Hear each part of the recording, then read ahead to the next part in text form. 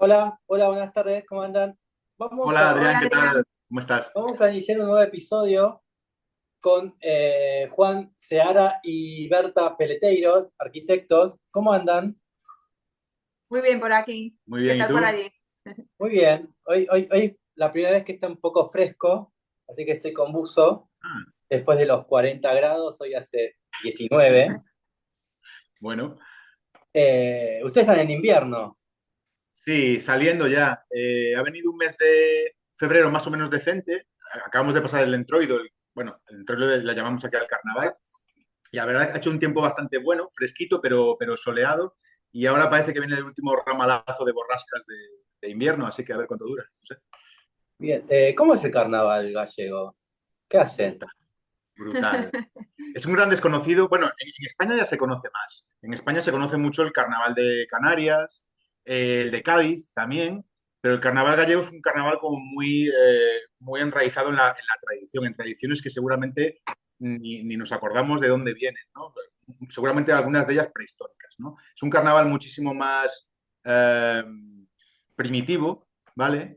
Brutal. Hay zonas muy cerca aquí de donde somos nosotros, que es la provincia de Ourense.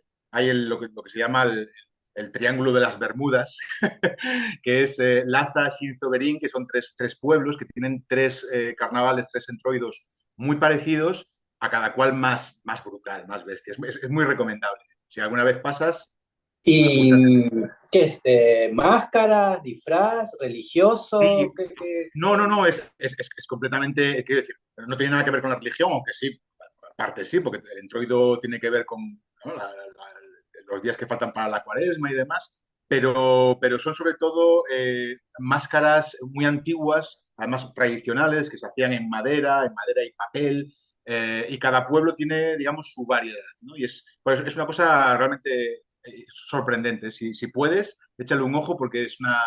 Si algún día vienes por Galicia, que comentábamos antes, creo que es parada obligada también. En algún pueblo duran 5 semanas el carnaval. ¡Epa! Y cada semana con su nombre y con sus actividades Ujú. eh, propias, sí. ¿Y alguno de ustedes participa o solamente miran? Pero muy duramente. Bueno, se disfraza todo el mundo, claro. Yo sí, he sido siempre muy introideiro. A mí me ha gustado siempre mucho disfrazarme y hacer idiota. Sí, sí. Bien. ¿Y en qué ciudad están? ¿En qué pueblo están?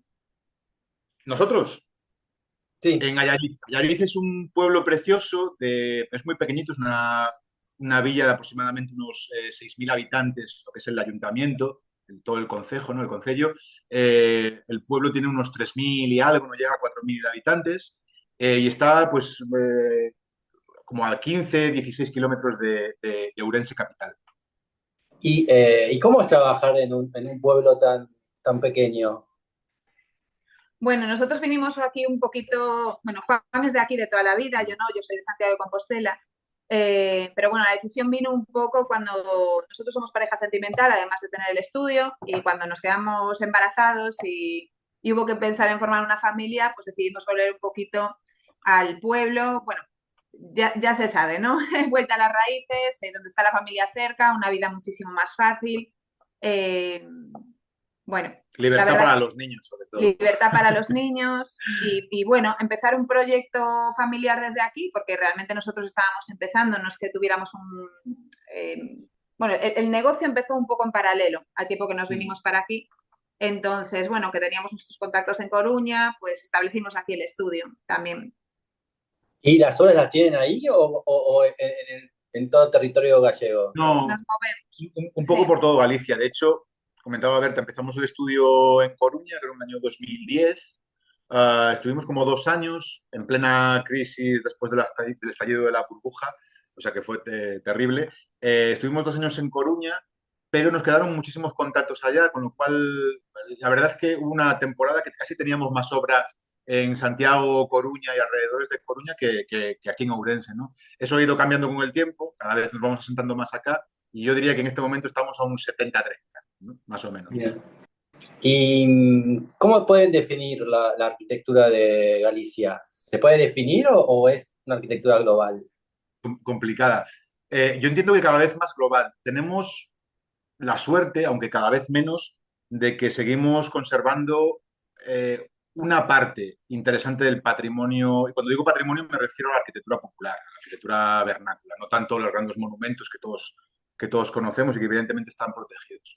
Lo cierto es que esa arquitectura tradicional pasó un periplo complicado en la época del desarrollismo, ¿no? En los años 60, 70, 80, que básicamente desapareció gran parte de esa arquitectura. De hecho, el otro día comentábamos con compañeros que uno de los libros que más manejamos, la gente que nos dedicamos a la rehabilitación, que es un manual imprescindible, que es la Arquitectura Popular de Galicia de Pedro de Llano, que además fue profesor nuestro de la escuela, él dibujó o visitó y tomó notas, ¿no? De toda esa arquitectura que a principios de los años, finales de los 70, principios de los 80, todavía estaba en pie y mucha de ella en uso, y es muy probable que gran parte de esa arquitectura que él recogió y dibujó ya no exista a día de hoy.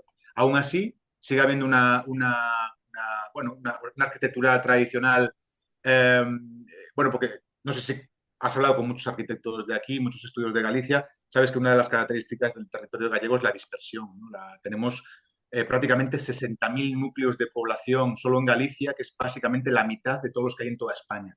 Es porque son núcleos de población muy pequeños, aldeas, que llamamos aquí, muy, muy pequeñitos y tremendamente dispersos, ¿no? Eso lo que ha permitido es que parte de esta arquitectura tradicional se haya conservado, y también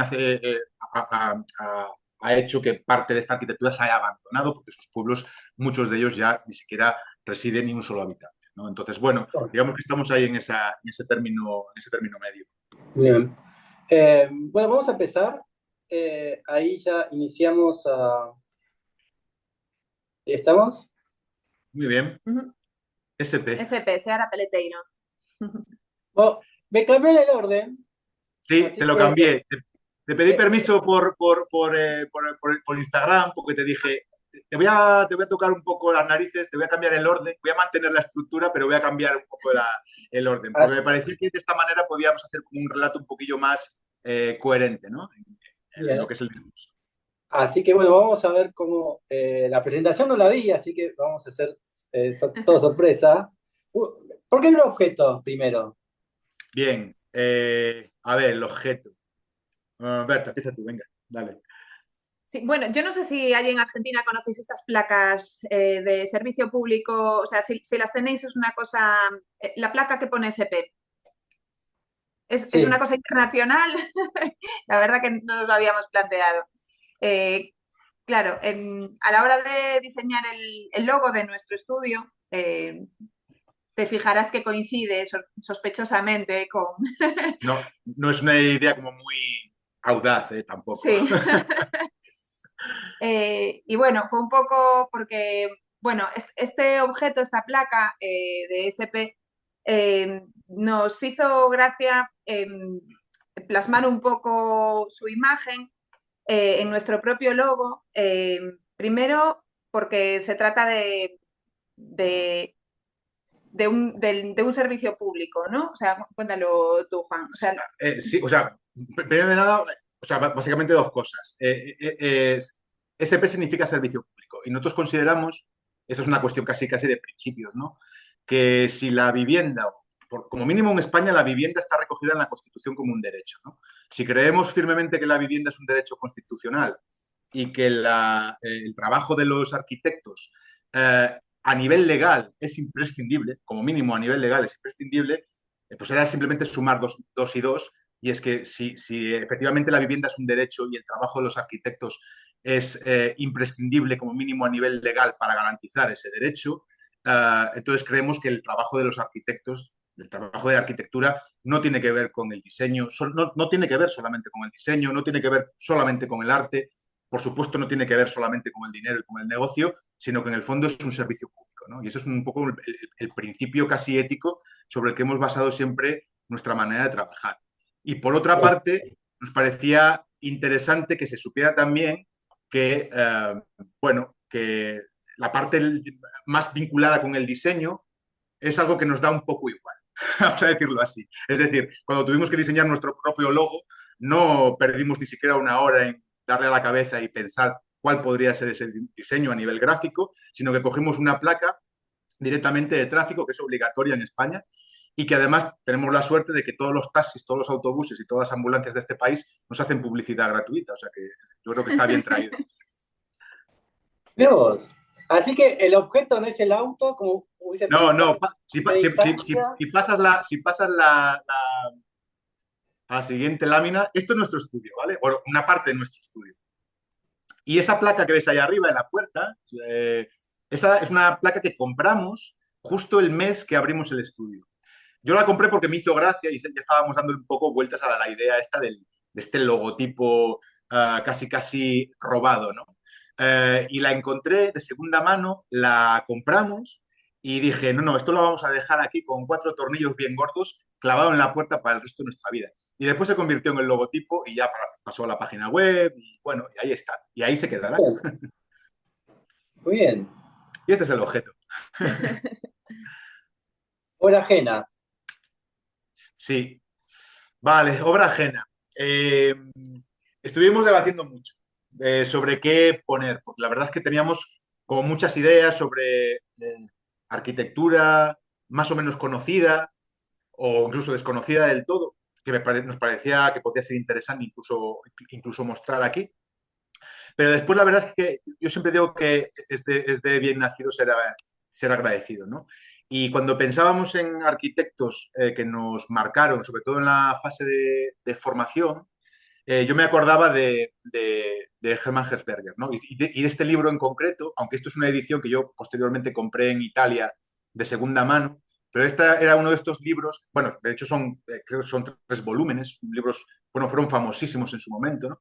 Um, y me pareció interesante porque ya no es solo que Hesberger, bueno, y toda la escuela estructuralista holandesa, ¿no? De mediados del siglo XX en adelante, Aldo Van Eyck, Bakema, toda esta gente, ¿no? Nos parece, o sea, entroncamos mucho con esa manera de ver la arquitectura, pero ya no solamente eso, porque podríamos haber puesto cualquier obra de cualquiera de estos tres, pero me parecía interesante que más allá de ser un gran arquitecto, Hermann Hesberger, además tuvo la generosidad, que no es habitual en todos los arquitectos, la generosidad de dejar por escrito y plasmado todas las reflexiones, además de una manera hiper clara. Yo siempre digo que estos volúmenes de lecciones de arquitectura, de lecciones para estudiantes de arquitectura, deberían de equivaler a años enteros de la carrera de arquitectura.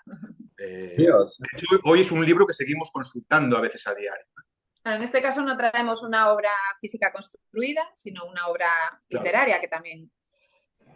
Dios, bien. Sí. Pues nada, extraje, además las saqué directamente con el móvil del libro, porque no las quería bajar de internet, las saqué de nuestros propios volúmenes y nos interesa mucho. El libro es fantástico, ¿no? Las ediciones, los 3 volúmenes son fantásticos, pero este concepto de Hermann Hesberger de in-between, ¿no? Es un concepto que nosotros trabajamos prácticamente desde el inicio en todos los proyectos, a veces con mayor intensidad, a veces con menor intensidad, y me parecía interesante precisamente poner las referencias del libro de Hesberger al principio, porque yo creo que vamos a poder ir hilando a lo largo de la charla cuestiones que tienen que ver precisamente con este concepto de la apropiación, ¿no? de la gente, de las personas, de los espacios no a priorísticos que llamamos nosotros, ¿no? Espacios que no tienen nada que ver en primera instancia con el ser humano, pero que el ser humano es capaz de ocupar, de colonizar, y en ese trabajo de apropiación y de adaptación a ese espacio generado por leyes que le son ajenas al ser humano, es capaz no solamente de usarlos, sino también incluso de transformar su propia vida para mejor, ¿no? Entonces me parece una reflexión interesante. Estos dos casos son muy buenos, Mm. porque hoy en día suceden, ¿no? Acá en Buenos Aires, Claro. ahora están como estas islas sobre la vereda, ¿no? Como que son la comercialización de vereda y uno come como entre espacios entre autos, ¿no? No sé si en España sucede también, post pandemia, que Sí, sí, usan sí. como Como estas terrazas. islas, ¿no? Mm. Sí, casi reivindicativo. Sí, sí. Y bueno, y las escuelas Montessori ahora mismo, Sí. pues están en boga. Además es que tanto Van Eyck como Hesberger tenía además esta pulsión casi natural, ¿no? de tratar también el mundo de los niños, que es una cosa que normalmente la arquitectura y el urbanismo deja siempre de lado, ¿no? Van Eyck especialmente, pero Hesberger en alguna de sus obras trató muchísimo de trabajar el espacio de la crianza, ¿no? El espacio del crecimiento de los niños, ¿no? Que es otra cosa que nos apasiona porque además toca tangencialmente, comparte del trabajo que también realizamos en el estudio, que no tiene que ver con arquitectura, sino que tiene que ver con diseño precisamente de parques infantiles. Bonito. Esta es una de las obras de Hesberger. Me pareció sintomática porque es esta manera de llevar hasta, además de una manera muy cruda y sin ningún tipo de adorno, eso que Gastón Bachelard llamaba el nivel óptimo, el grado óptimo de complejidad del espacio, ¿no? Gastón Bachelard en la Poética del Espacio hablaba sobre que existía un grado óptimo de complejidad en el espacio, por debajo del cual el ser humano, en espacios más libres, teóricamente más flexibles, se veía perdido y prácticamente abocado a mirar hacia adentro, ¿no? Y como en entornos mucho más complejos, paradójicamente mucho más trabados incluso a nivel físico, el ser humano encontraba realmente la libertad, ¿no? Bueno, pues ese grado de complejidad óptimo creo que en la obra de Hesberger, pero en general la de todos los estructuralistas, se plasma de manera muy evidente. ¿Y ahora? Vale, esto es una especie como de dibujete que he metido así como enlace, que tiene que ver precisamente con unir pues un poco las reflexiones de este tipo de espacios que veníamos comentando y unirlas un poco con nuestro trabajo. Esto es un esquema que hicimos hace, nada, escasamente, ¿qué fue hace? 3 semanas. 3 semanas o un mes, en unas charlas que tuvimos la ocasión de compartir con otros compañeros que se titulaban La arquitectura del frío, ¿no? Con otros compañeros del Colegio de Arquitectos tanto de Galicia como el de Castilla y León, ¿no? Y en esta imagen básicamente lo que queríamos era un poco recoger una idea que me parece interesante, que es cómo a lo largo del tiempo, sobre todo en la arquitectura doméstica, en la arquitectura residencial, que es básicamente a lo que nosotros nos dedicamos, cómo desde la arquitectura precisamente la tradicional, donde digamos el fuego era el corazón del hogar, en torno a ese hogar, a ese fuego, se generaba una especie de espacio virtual. De hecho, hogar, etimológicamente la palabra hogar viene de ahí, ¿no? Viene del fuego. Nos parecía interesante esa lectura en la arquitectura tradicional de cómo ese hogar no llegaba, tenía una dimensión diferente de la dimensión constructiva del objeto, de la arquitectura. Era más pequeña, ¿no? Y entre medias, todo ese espacio gris es un gran espacio intersticial que servía para otras muchas cosas, principalmente para cuestiones que tenían que ver con el trabajo, pero no solamente con el trabajo, para cuestiones que tenían que ver también con lo social, ¿no? Con lo público, y digamos que había una gradación en la privacidad en la arquitectura tradicional, ¿no? Con el paso de los años, esa gradación, esa riqueza intersticial en la arquitectura se va perdiendo. ¿Por qué? Porque el límite del hogar, sobre todo cuando introducimos la calefacción, los estándares de confort que tenemos a día de hoy, digamos que el límite del hogar se va expandiendo hasta que llega un momento que llega a tocar el límite constructivo de la arquitectura, ¿no? Eso que se percibe como parte del progreso, en el fondo es una pérdida enorme de riqueza espacial en la arquitectura. Bueno, nosotros llevamos un montón de años intentando dar pasos para atrás en esta idea, revertir un poco este proceso, volver a llevar el límite del hogar a algo como mucho más razonable e intentar reaprovechar ese intersticio que queda entre el límite del hogar y el límite de lo construido para enriquecer no solamente la arquitectura, sino también enriquecer la vida de los usuarios, ¿no? Bien. Hay algo que teóricamente, ¿no? Esto es como, supuestamente, los seres humanos empezamos a hablar alrededor del fuego. Cuando fue la invención del fuego, el ser humano, teóricamente empezamos a hablar entre nosotros alrededor del fuego, que supuestamente era como los métodos de caza y de cocción, y a su vez empezamos como a hablar y alimentarnos. Ahí fue como el gran progreso que generó el hombre. Y es alrededor del fuego. Sí, hoy seguramente el fuego ya es anecdótico, porque, bueno, aunque de alguna manera también intentamos reivindicarlo, ¿no? Sí. Ese corazón del hogar. Pero sí que es verdad que esa pérdida más paulatina que se va viendo según. Evidentemente hablamos siempre de arquitectura comercial. Siempre ha habido grandes ejemplos de arquitectura, tanto en la parte de lo tradicional como en la parte contemporánea.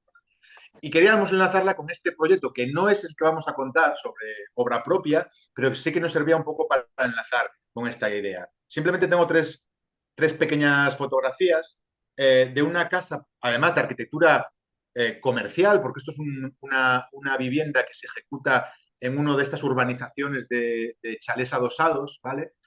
Con unas normativas volumétricas materiales tremendamente estrictas, porque evidentemente al lado de estas viviendas o detrás precisamente de esta vivienda se van a tener que adosar en el futuro viviendas de volumetría exactamente igual. Y en este proyectillo lo que intentamos hacer era un poco esa recuperación de ese espacio intersticial entendido como límite amplio entre el interior y el exterior para dotar a la casa de un montón de espacios exteriores cubiertos, que en Galicia es algo imprescindible prácticamente por el tipo de clima que tenemos, y al mismo tiempo enriquecer todos esos espacios a través de conexiones visuales tangenciales, comunicaciones entre el interior y el exterior de muchísimas maneras, e intentar en la medida de lo posible de que cada una de las estancias de esta vivienda tuviera un acceso directo a un espacio exterior, ¿no? Que no es algo habitual ni evidente en este tipo de propuestas de arquitectura comercial, ¿vale? Acá están estos dos intersticios, ¿no? Que decís. Exacto. Y que se comunican además entre sí visualmente. Hay algo que yo siempre suelo preguntar, porque cuando uno veía las casas modernas, ¿no? Las casas modernas casi siempre, o la case study house, y como la podemos como englobarla, solía ser, ¿no? Un estar comedor, una cocina, un baño y dos cuartos, ¿no? Capaz el cuarto principal tenía como un toilet, ¿no? Sí, Un baño privado, y ya, ¿no? Tal vez había como una casa de huésped con otro cuarto, ¿no? Pero no era más que eso la casa moderna. Y últimamente, y la casa contemporánea, ¿no? Son 5 cuartos, porque no se sabe por qué son 5 cuartos, es un gimnasio, es una microcine, es el Sí, taller de ella, es el taller de él, es la biblioteca de los hijos, ¿no? es Es el tal cual. playroom de la nena, es el playroom del nene, sí, y la sí. casa, Todo eso, de la casa se transforma de 200 metros cuadrados a 1000. sí. ¿Cómo viven ustedes eso? Porque con lo que acabas de decir es como que siento que estás en contra de todo esto, pero ¿cómo es vivir pues me imagino que deben de llegar tus clientes y quiero esto, esto, esto, esto, esto. ¿Cómo es eso hoy? Sí, para nosotros eso justamente es una gran contradicción porque la gente, igual que te pide todo eso, probablemente porque lo ha visto en una red social o algo así, también te piden una casa eficiente energéticamente. Lo cual, claro, tienes que explicarle ya no solamente el ahorro energético que supone tener una casa de la mitad de tamaño, sino que constructivamente no tiene sentido a lo mejor que intentes hacer una casa en materiales más sostenibles si después tú te vas a largar una cimentación que con la cimentación de esa casa en planta baja de 500 metros cuadrados te hacías 4 casas de 100 metros cuadrados, ¿no? Entonces, sí, para nosotros eso es una pelea en el sentido que intentamos explicarle a los clientes bueno, que a veces no nos hace falta tanto y que la importancia de la vivienda está, pues eso, en este tipo de espacios y en otras Sí. cosas que no es tener cada espacio para Afo- su función. Afortunadamente, el proceso de inflación de precios en el que estamos metidos desde hace unos cuantos años nos está haciendo el trabajo sucio. O sea que algo bueno tenía que tener la crisis, que es que evidentemente la gente viene ya con muchísimo, bueno, viene con el mismo dinero, pero las cosas cuestan el doble. Entonces, digamos que los desmanes a nivel dimensional que se producían hace unos años, que nosotros igualmente batallábamos o peleábamos en contra, ahora pues que son más complicados incluso de que se den, ¿no? Pero sí, sí, o sea, esa guerra inicial es prácticamente un lugar común en el inicio de todos los proyectos. Generalmente todo el mundo viene con una percepción a nivel dimensional de sus necesidades muy sobredimensionada, tremendamente sobredimensionada. Cuando tú empiezas a meter las cosas en medidas y empiezas a hacer los primeros esbozos de un proyecto, la gente realmente se da cuenta de que sobraba la mitad del espacio que creían que necesitaban, ¿no? Incluso cumpliendo con el programa que acabas de relatar, con toda esa retaíla, ¿no? de funciones a veces un poco absurdas, pero incluso cumpliendo con todo ese pliego programático, aún así casi siempre sobra la mitad de la superficie que ellos pensaban que necesitarían. Sí, porque bueno, estos espacios pueden ser los dos talleres de ellos, puede ser el juego de los niños, puede Claro, cumplir todas sí. las funciones. Claro, en este caso, esta casa, esos dos espacios que ves, esas dos ventanas que ves al fondo, son dos estancias de dos niños, precisamente. Esta que ves en primer término, detrás del sofá, es una ventana que da a luz sobre una triple altura, que es donde está básicamente el salón comedor. Bueno, básicamente lo que intentábamos con esta casa era, dentro de una volumetría muy neta y obligada por normativa, esa cubierta a dos aguas simétricas, con una altura de cornisa 7 metros, la materialidad, todo eso venía impuesto.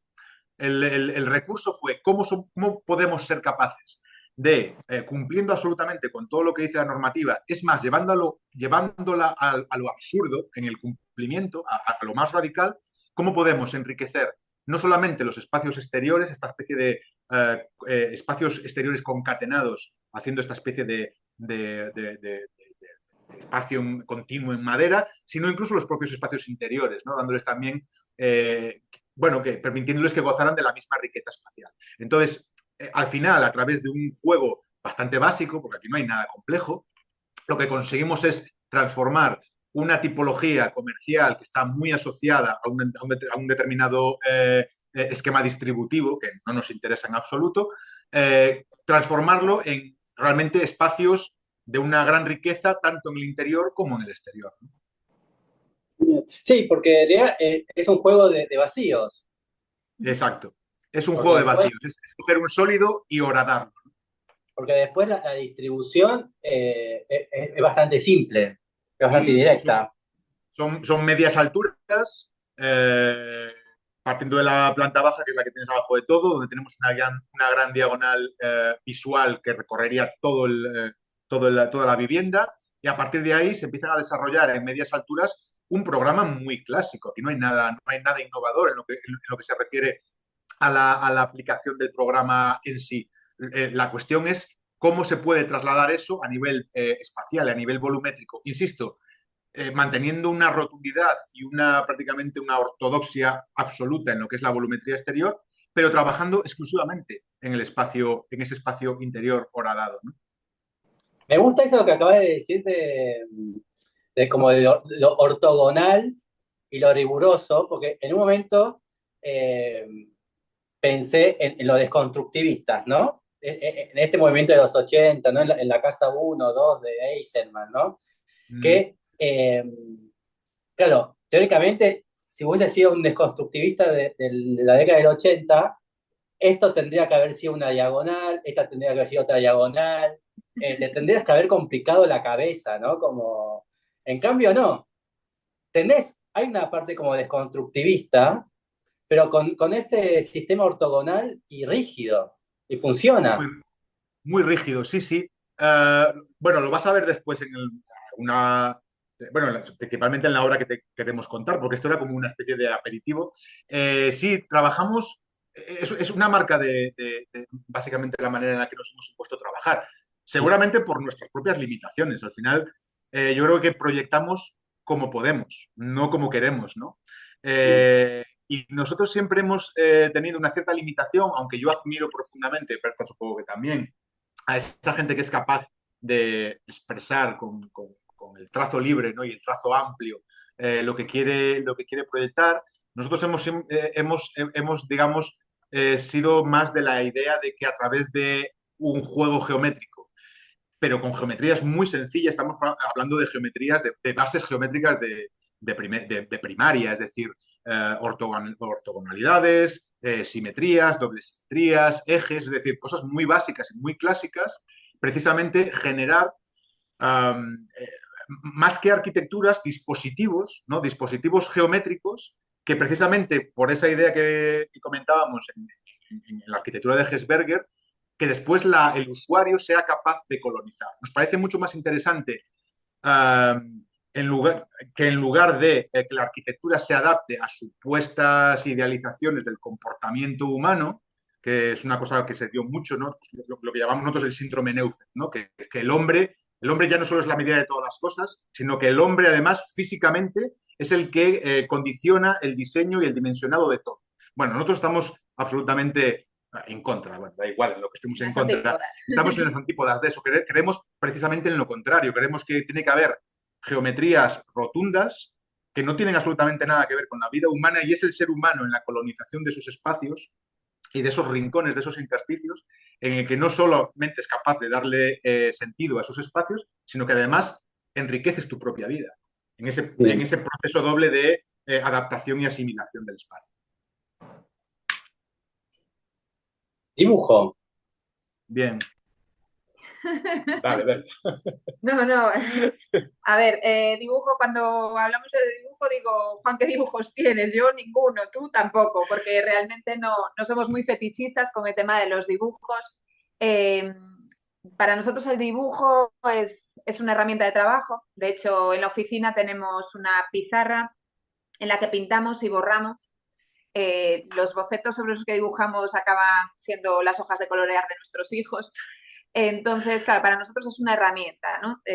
Bueno, este dibujo es de Juan, entonces explícalo, porque además esto sí que es una cosa que hace Juan específicamente en la que yo... He cogido uno al azar de los que tenía por ahí. Decía Berta, no tenemos ningún tipo de apego a la herramienta, es decir, ya no es ni siquiera fetichismo, o sea, en su momento dibujamos y dibujamos mucho. Va a pasar lo mismo después cuando hablemos del tema de la maqueta. Yo creo que no hay muchos oficios, no hay muchas profesiones como la de la arquitectura en la que los que la ejercemos seamos en general tan fetichistas con nuestras propias herramientas. Es decir, nos encanta el tema de los dibujos, de guardar los dibujos, nos apegamos, en mi opinión, muchas veces en exceso, ¿no? a esa herramienta que en el fondo no deja de ser una herramienta de comunicación. A mí lo que me interesa del dibujo, lo que me interesa de las maquetas, es poder comunicarme con la gente. En primera instancia con un cliente, en última instancia con una persona en obra, con un albañil, con un carpintero. Y los dibujos precisamente más interesantes no me parecen esos dibujos que están en nuestras Moleskine guardados con celo, ¿no? Y con cuidado para la posteridad. No, a mí el dibujo que me resulta interesante es el boceto en una servilleta con un cliente en una cafetería en una primera reunión o el dibujo de un detalle constructivo en un pilar de hormigón cuando voy a obra a hablar con el encofrador, ¿no? Eso me parece lo interesante. Con lo cual, insisto, no tenemos ningún tipo de apego a nuestras propias herramientas, ¿no? Aprovechaba el tema del dibujo que veías en esa laminilla anterior, que, bueno, solemos trabajar o bien en esa pizarra que te comentaba Berta, o trabajamos mucho en tablet últimamente, ¿no? Pues bueno, es una herramienta muy, muy fácil, además nos permite después enviar esos dibujos a quien toque. En este caso, aprovechábamos un poco para hilar también con el discurso que tenía que ver con el tema de lo infantil, del mundo de los niños, con algo a lo que también nos dedicamos, que es a diseñar parques infantiles. Te comentaba antes, offline, que entrevistaste hace escasas semanas a Noemí Basanta, de Galopín Playground. Pues Noemí fue compañera nuestra pues, un montón de años. Nosotros colaboramos durante un montón de tiempo con Galopín. Y de hecho, yo creo que de este proyecto, creo que te habló. Creo que te habló, Noemí. Es un encargo que nos hicieron que tenía que ver con cómo hacer un espacio de juego. Ellos utilizan mucho el concepto de jugabilidad. El concepto de jugabilidad, que no es aplicable, no evidentemente en arquitectura, es un concepto que en el mundo del playground, del mundo de los juegos infantiles, es fundamental, ¿no? ¿Y qué pasa? Que la jugabilidad, si uno aplica los parámetros de seguridad, sobre todo, que son muy, muy estrictos, los aplica a un determinado diseño, esos diseños se expanden muchísimo. Por eso los parques infantiles son tan grandes, porque hay áreas de seguridad que hay que respetar, etcétera, etcétera. La idea de esta secuencia de proyectos, el primero era un laberinto vertical, este tiene que ver con torres de juego escalables, básicamente se basan en dotar de una gran jugabilidad en el mínimo de espacio posible, en el mínimo de metros cuadrados posible. Y por supuesto, como no podía ser de otra forma, siendo nosotros los que dibujamos y los que diseñamos, basados en una utilización muy férrea y muy clásica de la geometría. En este caso, nos parecía casi, casi increíble que a lo largo de prácticamente 150 años de historia del diseño del playground, nadie se le hubiera pasado por la cabeza utilizar el tetrahelix como elemento geométrico maravilloso, pero además tremendamente eficaz, porque son todo triangulaciones que permiten estructuras tremendamente esbeltas, pero muy rígidas, que nadie los hubiera utilizado para plantear elementos de juego, ya fueran horizontales o verticales. En esta propuesta que hicimos en su momento, trabajamos precisamente sobre esa geometría muy dura, muy, muy directa, pero que al final no solamente da una jugabilidad excepcional, sino que además tiene una componente estética tremenda, sin tener que recurrir a cuestiones temáticas, a cuestiones que tienen que ver con la literalidad de la tematización, etcétera, etcétera. Es decir, juegos muy abstractos y al mismo tiempo muy atractivos, ¿no? Bueno, antes dije la palabra desconstructivistas pensando en Eisenman, y ahora esta es la torre de Tatlin, del constructivismo ruso. Pues ya ves cómo va. Bien, esto también es ruso. ¿Cómo se llama el señor de Tatlin? No me acuerdo ahora el nombre de él. La tercera internacional. Creo que sí. Claro, Casimir, ¿no era? No me acuerdo. Sí, sí. ¿Qué tal esta Nada, ya película? era simplemente por ¿Hay una hacer. relación con la torre de ahí atrás? Esa es la Torre de Hércules. Ese es el faro romano, de base romana, que hay en Coruña, en A Coruña. Es un faro Bueno, muy conocido. Nada, esto ni siquiera es no es un parque real. Esto fue una propuesta de parque. Bueno, básicamente ellos lo que querían era un poco explorar la posibilidad del desarrollo de esta gama de juegos basada en la triangulación, y después, bueno, pues ubicarlo en determinadas parcelas con cierta singularidad para, bueno, pues para hacer un trabajo también un poco de adaptación, ¿no? al contexto. bien. Maquetas. Dale. Dale. No, dale. Que te voy a contar lo mismo que con el dibujo. Sí. Ninguna de estas son maquetas, todos son 3Ds, ¿vale? Hacemos un poco la misma reflexión con respecto a lo que decíamos del dibujo. Nos encantaría poder tener tiempo para hacer maquetas, porque es algo que en su momento disfrutamos un montón, pero lo cierto es que el día a día de estudios pequeños como es el nuestro, pues no lo permite. Y después hay otra cuestión que a mí me parece interesante, y es que la maqueta, si hacemos maquetas de carácter muy iniciático, con pequeños cartoncillos que después evidentemente se van a la basura, o los quemamos, o los utilizan nuestros hijos para hacer a su vez sus propias maquetas, ¿no? Pero digamos que volvemos un poco a la misma reflexión. La maqueta no deja de ser un elemento de comunicación, una herramienta para comunicar ciertas cosas. Y paradójicamente, la maqueta, yo creo que salvo esas grandes maquetas de estado finalista, ¿no? De estado final para mostrar, que ya no tienen sentido porque el mundo del rendering acabó con todo este tipo de historias, salvo para eso, en el fondo las maquetas son herramientas casi de consumo interno dentro de los estudios. Es decir, rara vez yo he visto a alguien explicar un proyecto a un cliente a través de una maqueta, sobre todo si la maqueta es una maqueta precaria, ¿no? Pues, cartón, de trabajo, porque eso puede llevar a muchísimos equívocos con los clientes. Entonces, al final, llegas a la conclusión de que la maqueta, en el fondo, no deja de ser una herramienta para ti mismo, ¿no? Para avanzar con un determinado proyecto, para visualizar los espacios que tú tienes en mente, pero la cuestión es que hoy en día el 3D nos permite hacer eso y sobre todo nos permite hacer variaciones sobre un mismo tema con una agilidad mucho mayor, ¿no? Yo siempre lo digo a modo de broma, pero en el fondo creo que es así, que la mejor maqueta de un proyecto es la obra del proyecto anterior. Es decir, nosotros afortunadamente llevamos en estos 10, 12 años de trayectoria, llevaremos unas como 80 y pico, 90 viviendas ejecutadas. tenemos la fea costumbre de ir a obra prácticamente todos los días, o sea que pisamos muchísimo la obra, y esa necesidad de tener en la mano un objeto que te permita un análisis espacial o una percepción de los espacios del objeto que estás diseñando, cada vez la he hecho menos en falta porque afortunadamente tenemos digo la mala costumbre porque nos quita un montón de tiempo de poder percibir esos espacios con sus pros, con sus contras, con sus errores y con sus aciertos, prácticamente en nuestro día a día visitando las obras que ya estamos ejecutando, ¿no? Bien. Y acá están todos con diferentes tipos de procesos de...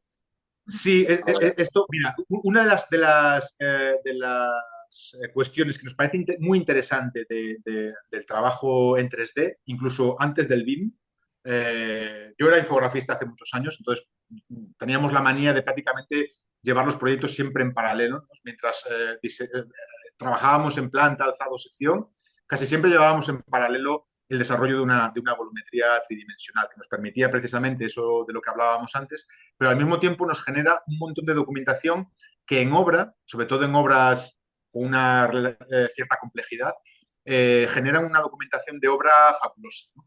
Nosotros últimamente ni siquiera hacemos infografías finales del proyecto acabado, porque más allá de hacerle un pequeño detalle a un cliente para que vea cómo va a quedar su casa, realmente no las necesitamos en realidad, ¿no? Lo que sí nos parece súper interesante, sobre todo a la hora, insisto, de ir a obra, es tener, por ejemplo, 3Ds muy complejos y muy detallados de las diferentes fases de la puesta en obra, empezando por la estructura, lo cual simplifica mucho la manera en la que tú dialogas y te comunicas con el encofrador, con el albañil en este caso, e incluso después a lo largo de la obra con el resto de los oficios, ¿no? Y esta, vaya recuerdo. Es muy buena esta.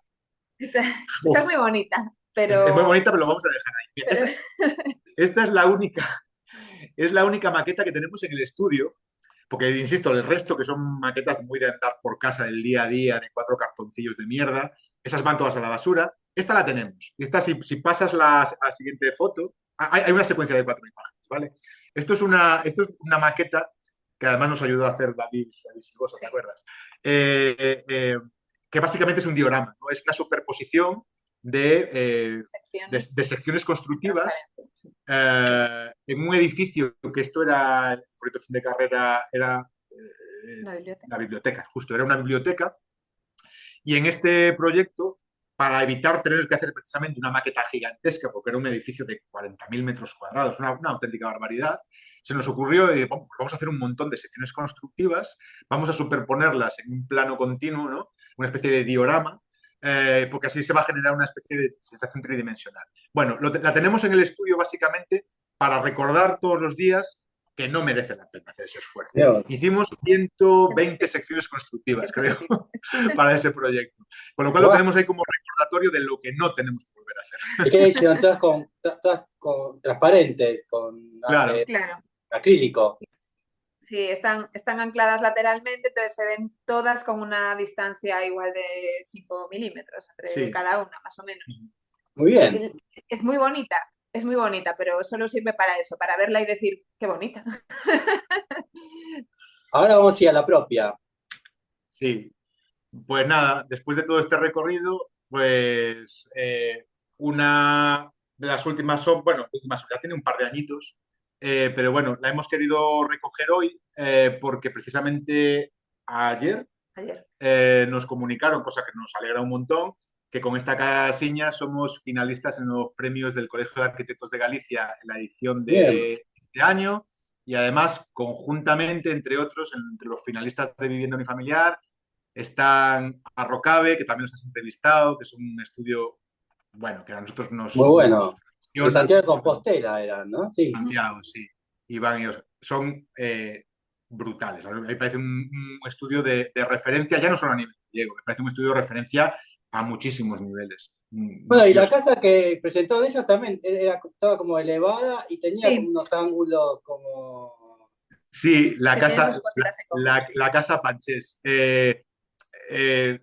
Son unos arquitectos de otro nivel. O sea, pero sí que es verdad que nosotros vamos encontrando a veces estos paralelismos, ¿no? Que se dan en los trabajos de la gente, ¿no? Y cómo el signo de los tiempos, ¿no? Parece que nos va empujando a todos a veces a hacer cosas que dialogan entre sí, ¿no?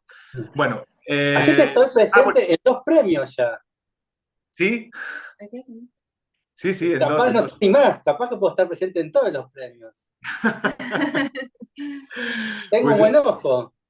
ya Sí, ves, sí, ya ves. No, porque está en Prieto y Patiño, que no también lo están, dijiste. Juan y Tini, Prieto Patiño, también están finalistas con una de las casas que te enseñaron hace 2 semanas o 3 semanas. Ay, tengo un ojo Es buenísimo, entonces. un ojo fabuloso. O sea que nada. Entonces, por eso que quisimos un poco utilizarla, porque bueno, pues estamos de celebración y porque es una casa además en la que hemos sido, yo creo que, capaces de hacer un compendio de todo esto que venimos contándote, ¿no? Todo esto que tiene que ver con la pequeña escala, con el afán por devolver a la arquitectura doméstica todos estos espacios intersticiales para darles usos no habituales, el hecho de reducir la escala doméstica a ese pequeño espacio que ocupaba el hogar originalmente y sobre todo ser capaces de generar espacios potenciales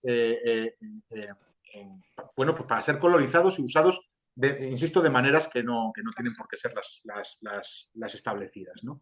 ¿Dónde están? No, eso le estaba diciendo, de otros conceptos que estuvimos tocando ahí atrás, pues trabajar con la geometría, que en este caso es bastante claro y radical. Puedes pasar, Adrián, porque Sí, si no... bueno, este es el entorno un poco para que os Sí, hagáis. estoy buscando la casa, pero no encuentro. No, No ahí no está, no está, está, no ahí no está. está. Este es el Ah, estado previo. Sí, es el estado previo. Además, bueno, ves un poquito lo que hablábamos al principio de la conversación de la dispersión en Galicia, ¿no? O sea, son todos pueblecitos así, bien. sí, de esta escala. Y ahora está la Pues, decisión de dónde está la casa. Claro. claro, la finca está en pendiente Aquí, ahí, sí. aquí un poco la premisa de partida de este proyecto, los promotores encontraron esta parcela y la adquirieron porque era una parcela que les encantaba, ¿no? Una parcela en orientación norte, pero con unas vistas espectaculares sobre el valle precisamente de Ourense, ves toda la ciudad de Ourense al fondo. Y ellos lo que querían era una vivienda muy pequeñita para 2 personas, una pareja sin hijos, en madera, porque eso sí era una cuestión, una condición imprescindible para ellos, pero querían una casa accesible. Claro, hacer una casa accesible en una parcela que tiene un desnivel neto de 8 metros en el desarrollo de la propia parcela, pues no resulta evidente. Y al mismo tiempo nos pedían una especie de edificación auxiliar, tipo garaje, para meter los coches y demás. Y todo esto, además, digamos, con unos condicionantes económicos, bueno, pues apretados, ¿no? Solución, pues muy básica, apoyarnos un poco en lo que decía Berta, en una geometría, una vez más, como muy estricta, muy trabada, lo vas a ver después en las plantas, una estructura palafítica sobre elevando la vivienda con respecto a la rasante del terreno. Eso nos permite, por un lado, mantener la accesibilidad universal a la propia vivienda desde la calle, nos permite generar un espacio debajo de la vivienda que es un espacio fabuloso, no solamente para meter los coches gratis, es decir, ya no tienes que gastarte el dinero en hacer un garaje, sino que es uno de esos espacios intersticiales que comentábamos antes que nos parecen que tienen un valor incalculable, sobre todo en Galicia, ¿no? Y después a nivel geométrico, que es el tercer esquemilla que ves ahí, pues básicamente se sondeó, se barajó la posibilidad de hacer una semi-prefabricación, porque es una estructura en entramado ligero de madera, y la idea inicial fue trabajar sobre una distribución, cómo distribuir el programa funcional, que era un programa funcional muy básico, muy mínimo, en 3 módulos exactamente iguales, con la idea de abordar una prefabricación, ¿no? Si pasas a la siguiente lo vas a entender mejor. Esos 3 volúmenes de 7 por 4 metros, básicamente lo que hacían era encajarse, ¿no?, entre sí, unirse en la zona central con ese giro a 120 grados, conformando un triángulo equilátero en el centro, de manera que pudiéramos conformar 3 salas en las que distribuir ese espacio. Al mismo tiempo, exactamente, eso de ahí. Exacto.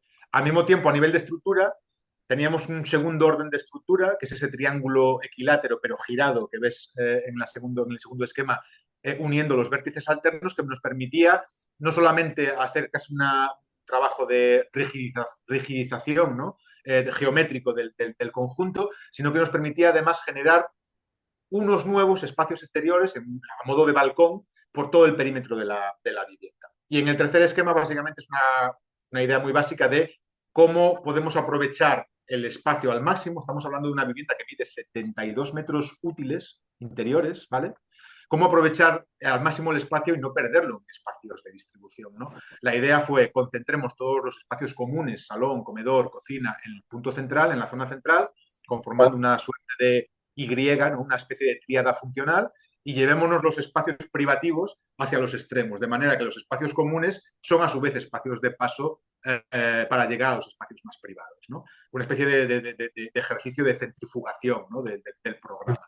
Con eso conseguimos meter un programa relativamente denso en, insisto, 70 metros cuadrados. Bueno, esta es la situación de la vivienda con respecto a la vía, porque no es una calle, es una vía del núcleo rural en el que se encuentra. Y bueno, en este plano sobre todo vemos la localización de los árboles, que fue algo muy importante para ellos desde el principio, mantener los árboles que había en la finca, son árboles de gran porte ya. Y bueno, al mismo tiempo el proyecto también se recoloca para moldarse a ellos, ¿no? Es como que la propia casa en esa configuración tríada de tres salas no solamente se abre hacia las vistas lejanas, se abre a todas las orientaciones y al mismo tiempo abraza la vegetación existente, ¿no? Y las vistas estarían al norte. Claro, aquí las vistas las tenemos justamente hacia el norte, ¿no?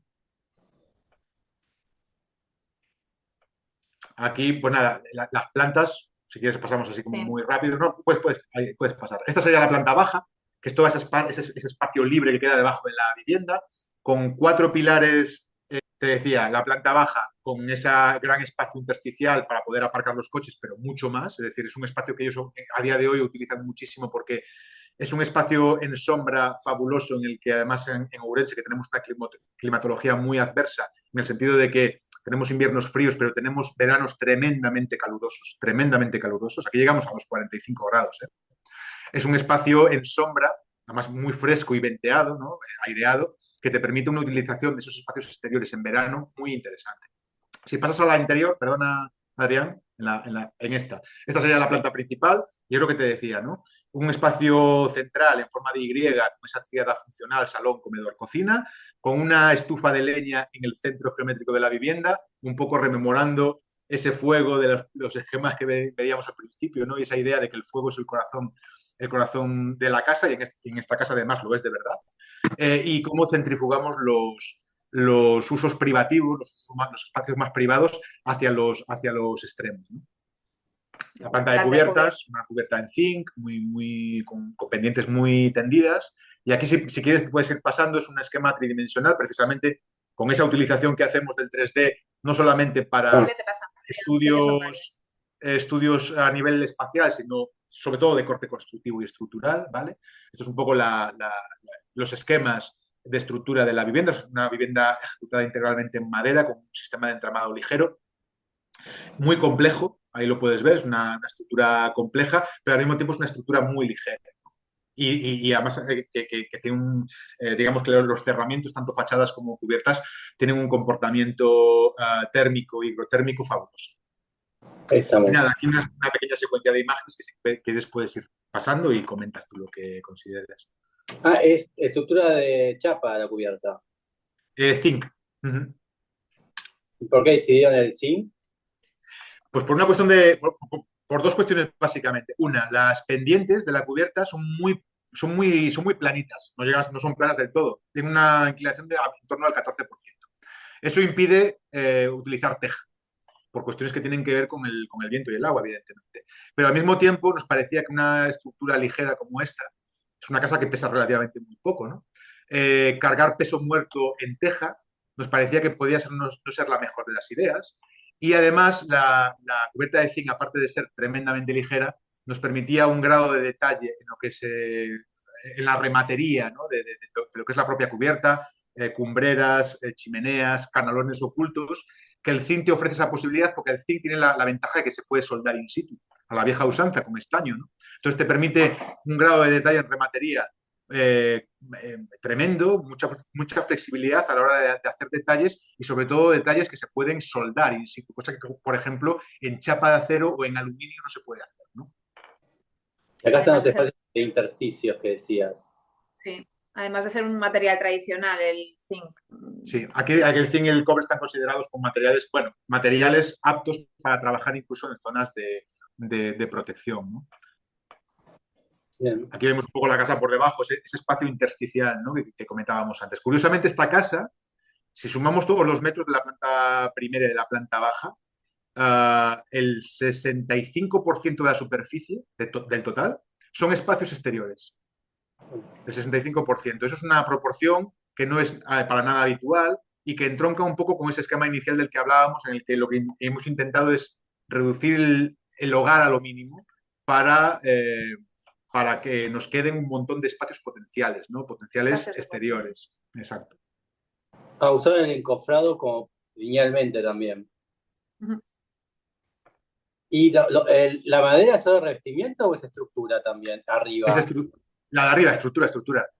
Aquí no he colocado ninguna foto constructiva del proceso constructivo Así que porque el hormigón es solamente la losa y las columnas. exacto. Pues mire, fue curioso porque esta obra, en principio, lo que es la parte, esa bandeja estructural estaba prevista en madera. Este proyecto el inicio del proyecto data de 2020, nos pilló toda la pandemia, nos ha pillado la pospandemia en fase de desarrollo del proyecto con todo este proceso inflacionario de precios, ¿no? Hay un determinado momento en el que por coste tenemos que eliminar madera del proyecto. Y la manera que nos parecía más razonable de eliminar madera del proyecto era precisamente simplificar la estructura de esa bandeja estructural, ¿no? Pasamos de una estructura de madera a una estructura de hormigón y eso paradójicamente nos permitió un montón de cosas interesantes. Por un lado, abaratamos 20.000 euros de coste, que no es poco. Por otro lado, esto nos permitió llevar en paralelo la ejecución in situ del hormigón de la base con el trabajo en taller de mecanizado y montaje de los bastidores bidimensionales de la estructura de madera, con lo cual conseguimos acortar plazos y nos permitió además simplificar el tema de los apoyos, de los pilares, con lo cual ahora tenemos muchísimos menos pilares, tenemos unas grandes luces a cubrir, lo cual deja muchísimo más espacio libre y podemos utilizar ese espacio debajo de la vivienda prácticamente con una libertad absoluta, sea para meter, creo que caben hasta 4 coches, o para hacer, como hicimos el último día, una cena para 30 personas. Sí,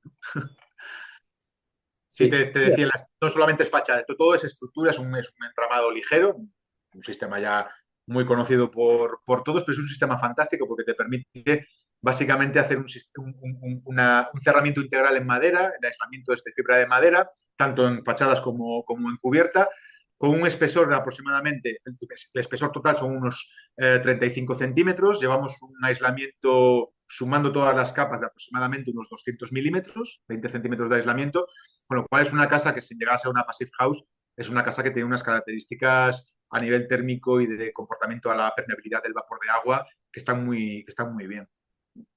Dos cosas de las que venimos hablando antes, ¿no? La primera, el libro que eligieron como obra ajena, la adaptabilidad, ¿no? Falta un escalón. Sí. Claro, ahí está. Ahí tenemos una de las adaptabilidades. Y sabes lo bonito, que ese escalón lo hizo el propietario.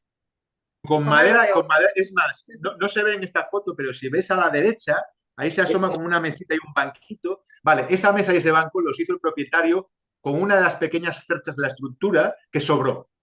Se pidieron Ah, una serie de cerchas pequeñas para hacer estos grandes vuelos a nivel de cornisa y, bueno, por reparto después de la propia estructura, hubo dos piezas que sobraron, no sabíamos qué hacer con ellas. Bueno, pues el tío se hizo ahí una mesa y unas banquetas y ahí están, ¿no? Pues por eso te muy digo que bien. muchas veces esto es lo que pasa, ¿no? Cuando uno aborda proyectos de este tipo y además los aborda de la mano del propietario. Tenemos que decir que los clientes de esta casa, Ana y Ángel, aparte de ser una gente encantadora, se implicaron muchísimo, no solamente en la fase de desarrollo del proyecto, de diseño, sino también en la parte de la construcción. Y además fueron capaces de generar un clima de trabajo espectacular. Yo no recuerdo una obra en la que la gente se llevara tan bien como en esta casa. Y como decimos aquí, lo que bien empieza, bien acaba. Bien. Eh, Primero el desconstructivista Eisenman y ahora estamos con Érico Buenmos, Viste que le pegamos a todo. con la Bohemius o tal vez con Stephen Hall con con la casa Y. Yo iría seguramente más a Stephen Hall, ¿no? Hall, Esa referencia de esa casa, que además es una casa precisamente bueno, pues justamente yo me acuerdo cuando empezábamos la carrera, justamente salían los monográficos de Hall y salía aquella casa, ¿no? y acá A mí, quedó. por cierto, me encanta, Acá está la estructura de madera que preguntaba antes. claro. Esa es digamos, la parte de la estructura visible, ¿no? Porque todo el resto de la estructura de madera está en ese entramado entre la fachada exterior y el trasdosado de cartón yeso interior. Pero sí que es verdad que hay algunos elementos como este elemento central de 3 pilares y estas vigas de arrostramiento que sí que quedan vistas. Paradójicamente, siendo los clientes, teniendo muy claro que querían una casa integralmente ejecutada en madera, no era precisamente la estética de la madera lo que querían para el interior, ¿no? Querían una casa, bueno, un poco más, seguramente un poco más tranquila, menos abigarrada desde el punto de vista de la textura, ¿no? Y por eso optamos por esta especie de mix entre un bonito suelo de madera natural y todos estos trasdosados y techos en blanco, ¿no? Ah, qué bueno que quedó. Es como que les quedó un cuadrado de madera dentro de este ambiente blanco. Hay un triángulo, aquí la foto se ve Un muy jugada, triángulo. gran angular, pero es un triángulo equilátero y en el pavimento se unen los vértices conformando una especie bueno, pues de Sí, estrella de 3 puntas, ¿no? ahí. Exacto. Y con la chimenea, con el fuego en el centro. Claro, para acá atrás está un cuarto y para allá está el otro cuarto. Allá atrás está, digamos que en los extremos de estas 3 salas tenemos 2 dormitorios, espacios privativos, en el medio, entre los dormitorios y este espacio central común, tenemos los espacios húmedos, un cuarto de baño, la lavandería, y en la tercera pata, que es lo que ves allá al fondo, está el vacío. El vacío es la negación de la privacidad, que es el porche exterior, ¿no? Donde tienen una mesa para comer.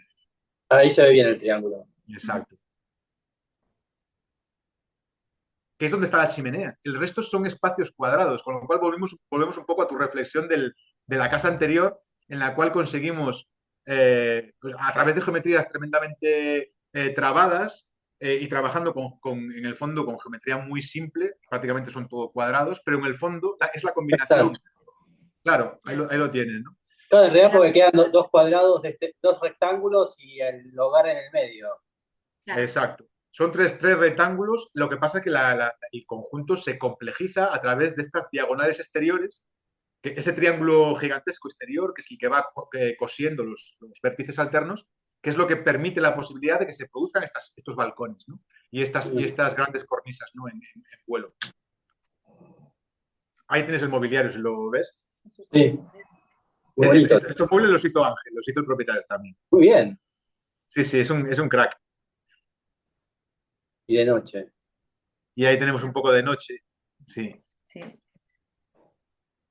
Yo digo siempre que este tipo de arquitecturas basadas en volumetrías, bueno, digamos, rotundas, ¿no? O como mínimo un juego rotundo de geometría muy básica, te permite muchas cosas, entre otras, que es que con una iluminación muy básica, pues es una iluminación de 4 duros que decimos aquí, es una iluminación, no hay un proyecto de iluminación ni nada por el estilo. Oye, Consigues desde la efectos calle se ve como muy lumínicos tranquila. interesantes.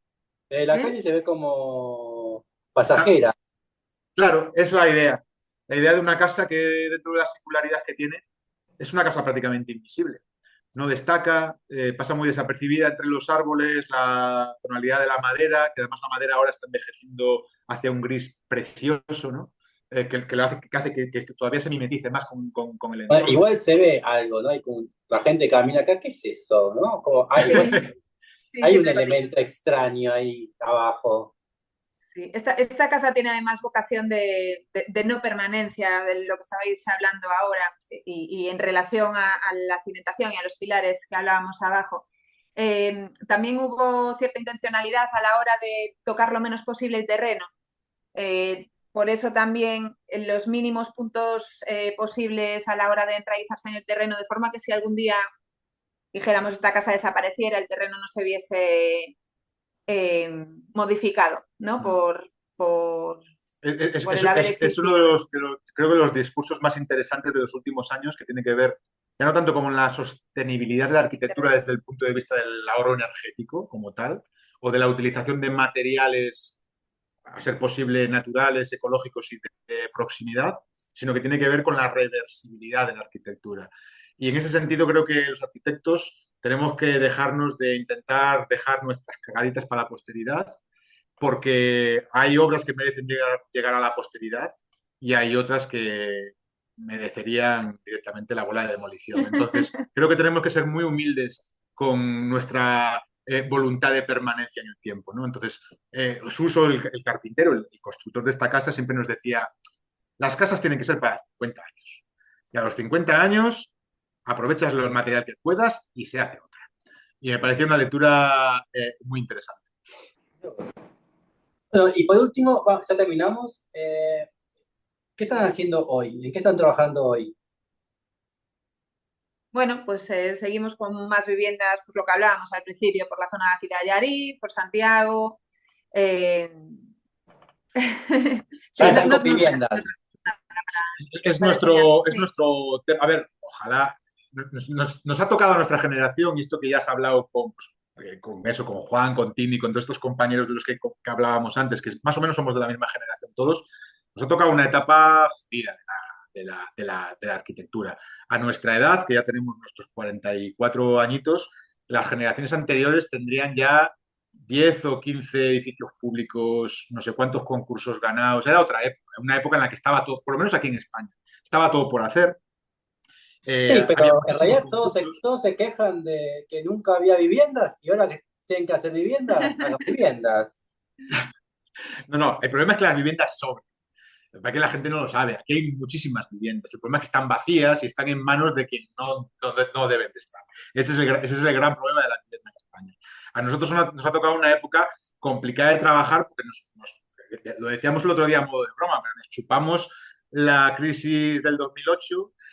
Cuando empezábamos a levantar cabeza en la crisis del 2008 vino la pandemia, después la pospandemia y ahora un problema con el alza de los precios de los materiales que va a acabar por reventar el sector de la construcción en este país. Un problema tremebundo, terrible y estructural con la mano de obra, que es algo dramático, con lo cual realmente vivimos en una incertidumbre. Entonces, ¿a qué nos dedicamos ahora? Bueno, a lo que podemos. Afortunadamente, trabajo no nos falta, pero es verdad que estamos como muy estancados en el tema de la vivienda, aunque es un tema que nos apasiona porque creemos que la casa es el tema universal de la arquitectura, ¿no? Pero sí es verdad que no se están dando las oportunidades como sí se dieron en otras épocas, ¿no? Pero bueno, nada de llorar, toca tirar para adelante y ya está. Igual no creen que en realidad estos últimos 20 años eh, la oferta arquitectónica o la arquitectura ha bajado más a la sociedad. Sí, pero Digo, radicalmente. porque antes vos decís, ah, bueno, de la Sota, sí, pero había un Dolo de la Sota, había un solo Emilio Tuñón. Pero Claro. hoy hay varios SPs en Mira, Galicia.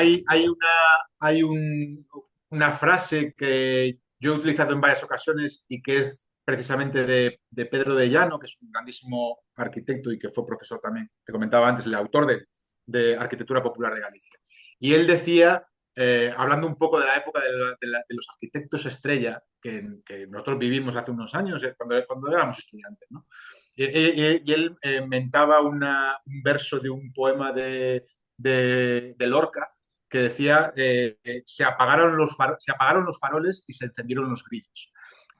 Decía, y lo utilizaba un poco para decir, la época que viene, esto lo decía ya hace unos cuantos años, la época que viene ya no va a ser de arquitectos estrella, de grandes proyectos megalómanos, ¿no? Que a todos nos dejarán impresionados, no. Ahora viene el tiempo de los grillos, de los pequeños estudios, del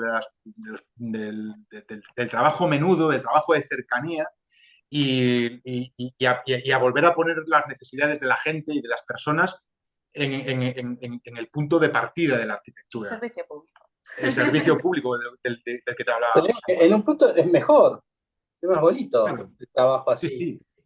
Pues, por supuesto, nosotros no añoramos para nada esa época. Porque Estamos bueno, muy, muy, igual muy cómodos.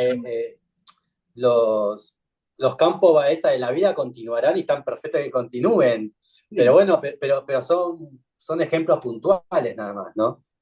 Claro, mira, te decíamos antes que nos extrañaba, para bien, ¿no? Esta especie de vinculación que tienes con Galicia a través de todos los estudios, las arquitectas y los arquitectos que has entrevistado y que se haga, ¿no?, esta especie de puente transatlántico, nos parece fabuloso.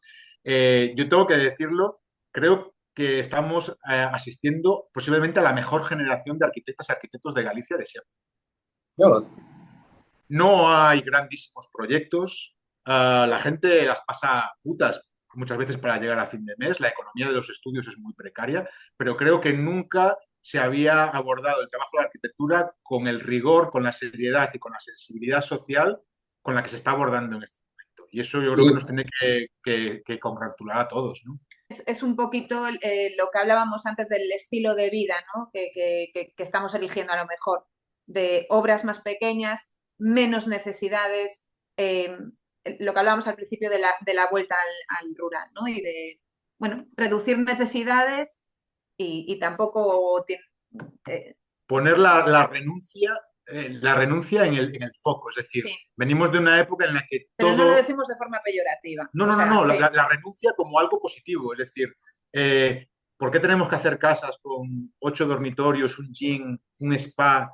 Yo creo que en el ejercicio de la renuncia hay algo fabuloso. Y en la arquitectura, esas renuncias, pero por todos los bandos, no estoy hablando solamente desde el punto de vista de un cliente, de un usuario, ¿no? Estoy hablando incluso desde el punto de vista de la propia práctica profesional, ¿eh? O sea, creo que renunciar es algo tremendamente sano y creo que en este momento estamos intentando, como podemos, porque a veces no es sencillo, ejercer la profesión de la mejor manera posible en base muchas veces a esas renuncias, ¿no?